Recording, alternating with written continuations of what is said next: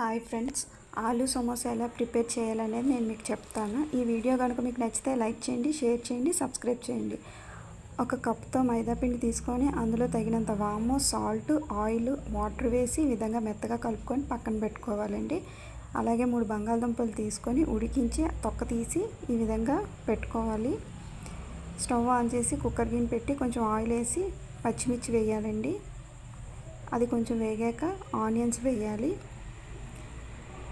అది కూడా కొంచెం వేగాక అందులో కొంచెం అల్లం వెల్లుల్లి పేస్ట్, ఉప్పు, కారం, చాట్ మసాలా, పసుపు, గరం మసాలా కూడా యాడ్ చేసి కొంచెం వేగాక ఉడికించిన బంగాళదుంపలు కూడా మనం దాంట్లో వేసి కొంచెం వేగాక పక్కన పెట్టేయాలి. ఇంతలో కళాయి తీసుకొని మళ్ళీ స్టవ్ ఆన్ చేసి కళాయి పెట్టి తగినంత ఆయిల్ వేసి సిమ్లో పెట్టి ఉంచాలి. మనం సమోసా ఎలా ప్రిపేర్ చేయాలనేది చూద్దాం.